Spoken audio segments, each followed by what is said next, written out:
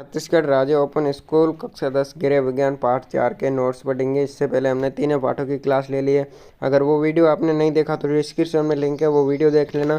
दोस्तों ये main important प्रश्न मेरे हमारी कोचिंग से लिए गए, तो इनको पढ़िएगा। पहला प्रश्न पूछा गया है,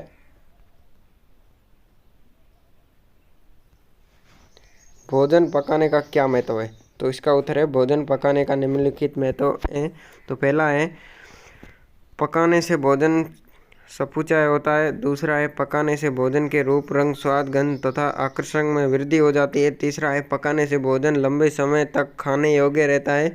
और चौथा है भोजन पकाने से भोजन सुरक्षित रहता है।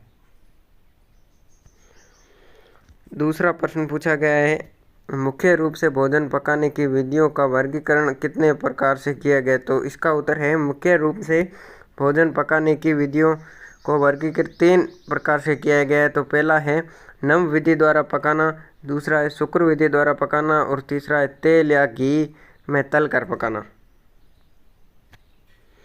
तीसरा प्रश्न इसमें पूछा गया है, भाप द्वारा पकाना विधि कैसे काम करती है? तो इसका उत्तर है भाप द्वारा पकाने विधि में भोजन को गर्म पानी की भाप से पकाया जाता है, इसका जैसे कि इडली बनाना।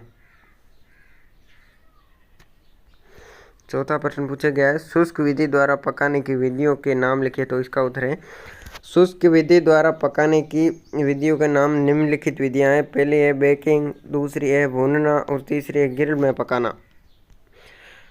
पांचवा प्रश्न पूछा गया है, भोजन पकाते समय कौन से पोषक तत्व नष्ट हो जाते हैं? तो इसका उत्तर है भोजन पकाते समय निम्नलिखित पोषक तत्व नष्ट हो जाते हैं, vitamin A, vitamin B complex, vitamin C, protein, खनिज। छठा प्रश्न पूछा गया, पोषक तत्वों का संरक्षण किसे कहते हैं? तो इसका उत्तर है भोजन तैयार करने व पकाने की प्रक्रिया के दौरान पोषक तत्वों को सुरक्षित रखने की प्रक्रिया को पोषक तत्वों का संरक्षण कहते हैं। सातवां प्रश्न है, पोषक संवर्धन किसे कहते हैं? तो इसका उत्तर है एक विशिष्ट पद्धति द्वारा भोजन के पोषक तत्वों में सुधार करने की प्रक्रिया को पोषक संवर्धन कहते हैं। आठवां है, भोजन में पौष्टिक तत्वों के संवर्धन की विधियां कौन कौन सी है? तो इसका उत्तर है भोजन में पौष्टिक तत्वों की संवर्धन की विधियां निम्नलिखित विधियां हैं। पहला है संयोजन विधि, दूसरा है किण्वन विधि, चौथा अनुकरण विधि।